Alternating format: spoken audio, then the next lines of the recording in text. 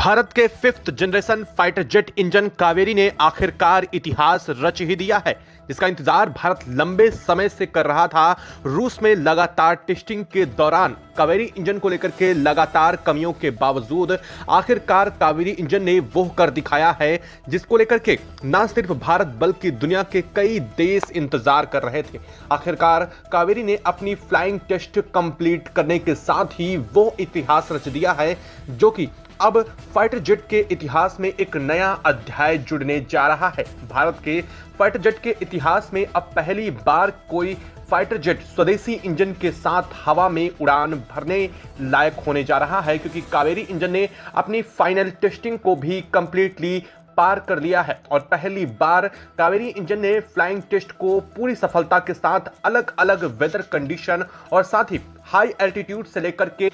लो altitude और अलग अलग वेदर कंडीशंस के साथ ही साथ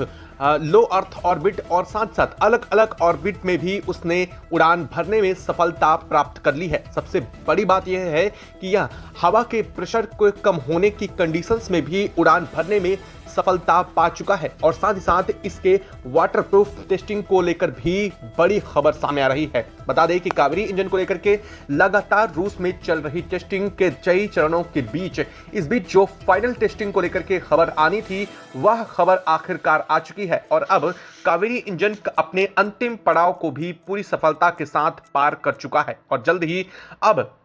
इसे फिफ्थ जनरेशन फाइटर जेट के इंजन्स में के रूप में आप पूरी दुनिया देख पाएगी और इसके साथ ही भारत के तेजस के एम के मार्क यानी कि मार्क 2 का जो रास्ता है वह भी साफ होता हुआ दिखाई दे रहा है। हालांकि आपको बता दें कि रूसी वैज्ञानिकों ने कावेरी इंजन को लेकर के एक और बड़ा और सबसे अहम दावा कर दिया है। ना सिर्फ यह दावा है बल्कि अमेरिका जैसे कई देशों को जो कि पहले से fifth generation fighter jet engine बना चुके हैं उनके लिए यह एक बड़ा सबब होने जा रहा और कई देशों के लिए यह खतरे की घंटी के रूप में भी देखा जा रहा है। रूस ने एक ऐसा दावा किया है कावेरी इंजन को लेकर के जो आने वाले समय में फिफ्थ जनरेशन फाइटर जेट की एक्सप्लेनेशन को ही चेंज कर देने वाला है। क्या कहा है रूस ने कावेरी इंजन के इस सबसे बड़े और अहम मॉड्यूल को लेकर के और साथ साथ अब इसको लेकर के कौन सी कंपनी भारत में इसको बनाने जा रही है और कितनी यूनिट भारत में इसकी जल्द ही देखने को मिलने वाली है, उस पर भी चर्चा करेंगे। इस वीडियो में चैनल पर बने रहे, वीडियो को लाइक और चैनल को अगर अभी तक आपने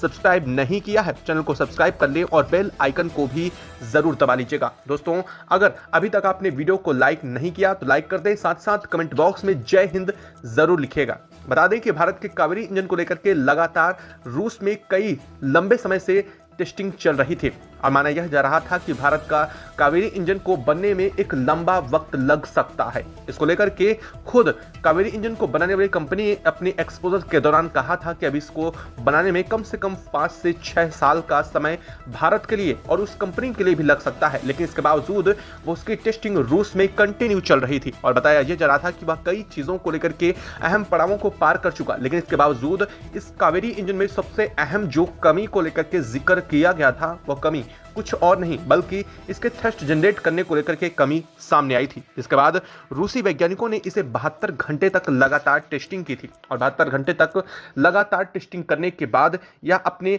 ग्राउंड क्लियरेंस मिल चुका था और ग्राउंड क्लियरेंस के मिलने के साथ ही इसे फिफ्थ जनरेशन किसी भी फाइटर जेट में इसकी पहली टेस्टिंग होने को लेकर के बात भी सामने आई थी, जिसके बाद रूस ने इसे fifth generation fighter jet engine में लगाने के बाद लगभग 22 घंटे तक कंटिन्यूअसली हवा में उड़ान भरी थी। हालांकि आपको बता दें कि 22 घंटे तक हवा में उड़ान भरने का मतलब यह था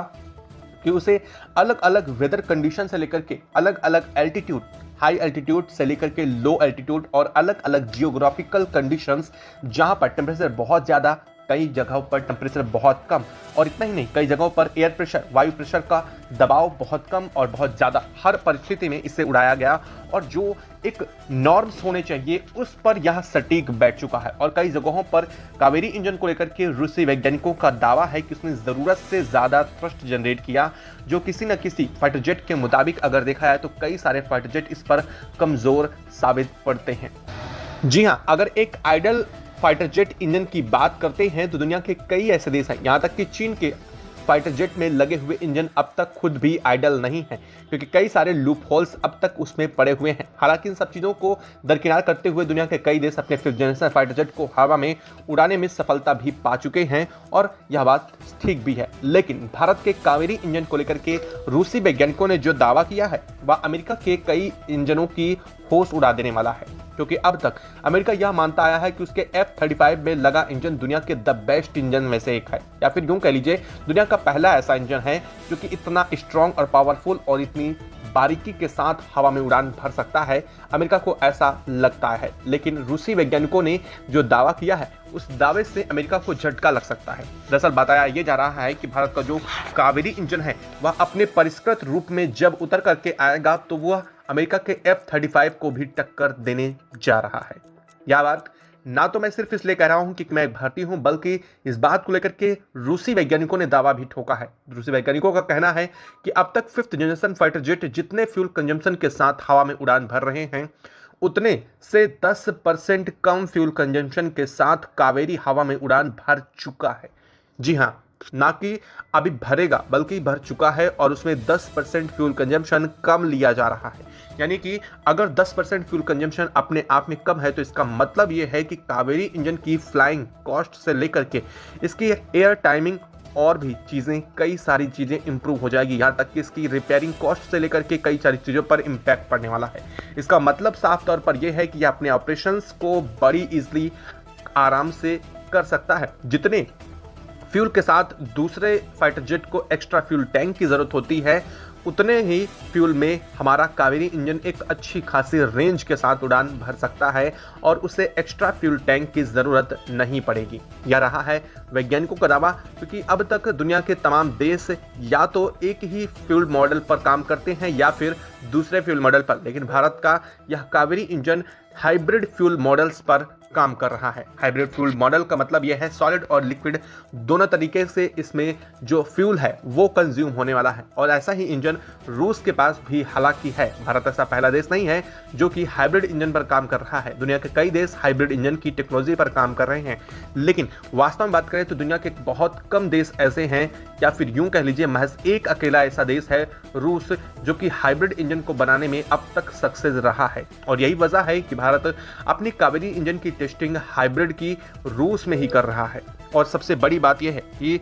रूस के इंजन को भी यह मात दे रहा है कई चीज़ों की टेक्नोलॉजी में। सबसे बड़ी बात यह है कि अपने फ्लाइंग टाइम को लेकर के इसने जब उड़ान भरी तो इसने लगभग 22 घंटे तक कंटिन्यूसली उड़ान भरा गया इसके साथ, और इसमें यह देखा गया कि इसकी कंट्रोलिंग पावर सबसे बेहतर किस्म की उतर के आ रही है। यानी कि अभी कुछ चीज़ों में हालांकि कावेरी इंजन में ज़रूर कमियां हैं, लेकिन जल्द ही आपको तेजस के MK2 में इसे देखा जा सकेगा। वजह यह बताई जा रही है कि जो कावेरी इंजन का पहला मॉडल है वही तेजस में लगने जा रहा है। और रही बात एमका की, तो एमका में अभी कावेरी इंजन को नहीं लगाया जा रहा है, क्योंकि कावेरी इंजन के भी कई अपग्रेडेड वर्जन आने वाले हैं अलग अलग कंडीशंस और वेदर में उड़ान भरने के साथ ही साथ इसकी जो क्षमता है उसे भी इंप्रूव किया जाएगा।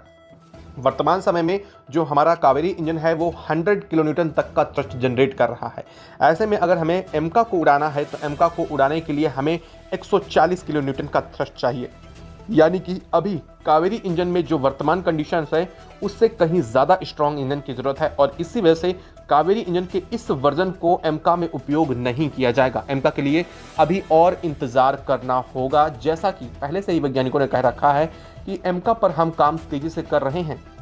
लेकिन इसके बावजूद एमका की टेक्नोलॉजी से लेकर के इसमें लगने वाले इंजन पर काम करने में अभी एक लंबा समय हमें ज़रूर लगने वाला है। और यह बात वास्तव में है भी, क्योंकि जब तक भारत को 3 से 4 साल इसमें आराम से लग जाने वाले हैं एमका को हवा में उड़ते देखने के लिए। जी हाँ, अब आप ये कह रहे होंगे कि अभी इसको लेकर के तो आपने खबरें सुनी है कि अभी लगभग एमका को बनने में 10 साल लग जाएगा, लेकिन ऐसा नहीं है, क्योंकि अब भारत ने अपनी पूरी तरीके से कमर कस ली है, और कसे भी क्यों ना, क्योंकि भारत को अमेरिका ने F414 इंजन जो कि तेजस में लग रहा था उसे देने से इनकार कर दिया है, या फिर यूं कह लीजिए बिना मुंह से हाँ कहे या ना कहे अमेरिका ने साफ तौर पर देने से इनकार कर दिया है। वो ऐसे कि अब तक उसने तेजस के इंजन की डिलीवरी नहीं की है, जो कि कई सालों से बाधित पड़ी थी, और आगे भी यह मिलने की कोई उम्मीद नहीं जताई जा रही है। ऐसे में भारत के पास दूसरा ऑप्शन ये है, या तो वह रूस के किसी एक फाइटर जेट के इंजन को साथ अपनी डील करे और उसे तेजस में लगा दे, लेकिन भारत ने ऐसा करने से साफ इनकार कर दिया है। भारत के PM मोदी ने साफ शब्दों में कहा है कि अब तेजस और एमका दोनों भारत के स्वदेशी इंजन के साथ उड़ेंगे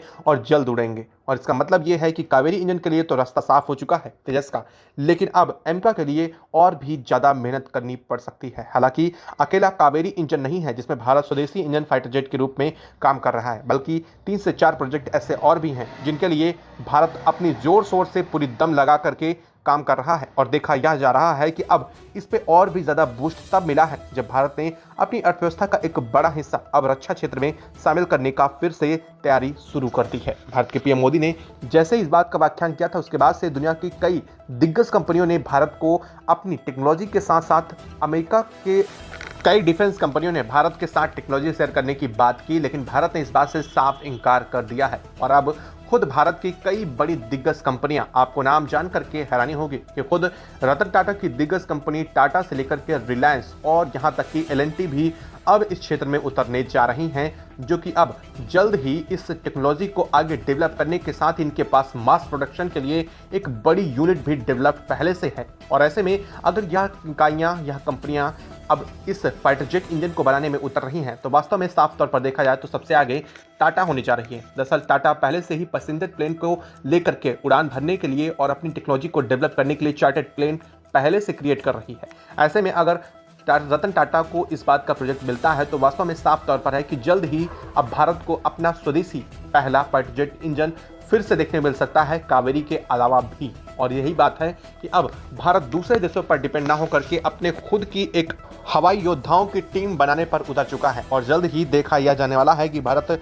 5th जनरेशन फाइटर जेट, जिनकी संख्या लगभग 500 से ज़्यादा हो सकती है, उन्हें भारत में जल्द एंट्री मिल सकती है। और यही बात लगातार कई दिनों से खबरों में ज़रूर सामने आपने खूब सुनी होगी कि भारत जल्द ही अपने नए 5th जनरेशन फाइटर जेट्स की एंट्री करने जा रहा है। और इसमें अमेरिका का F-35 शामिल नहीं होगा और ना ही दुनिया के कई बड़े देशों के। हालांकि इसको लेकर के रफाल ने आज साफ कर दिया है कि भारत में अपनी पहली मैन्युफैक्चरिंग यूनिट भी डेवलप करने जा रहे हैं, जिसमें वह सुपर रफाल को बनाएंगे। यानी कि रफाल फ्रांस का 5th generation fighter jet super Rafale F5 को भारत में ही मैन्युफैक्चरिंग और प्रोडक्ट लाइन को लेकर के डेवलपमेंट इस्टेब्लिश्ड की बात चल रही है। इसका मतलब यह है कि अब भारत के लिए एक बड़ा रास्ता फ्रांस ने खोलना शुरू कर दिया है। वास्तव में देखा जाए तो यह रास्ता भारत के लिए नहीं बल्कि फ्रांस अपने खुद के लिए खोल रहा है, क्योंकि फ्रांस को बेहतर पता है कि भारत को वर्तमान समय में 5th जनरेशन फाइटर जेट की सख्त जरूरत है। ऐसे में रफाल को, सुपर रफाल को वह भारत में जल्द उतार सकते हैं। आपको क्या ऐसा लगा कमेंट बॉक्स में लिख करके जरूर बताइएगा। साथ ही वीडियो को लाइक और चैनल को अगर सब्सक्राइब नहीं किया सब्सक्राइब कर लें और बेल आइकन को भी जरूर दबा लीजिएगा। जय हिंद दोस्तों।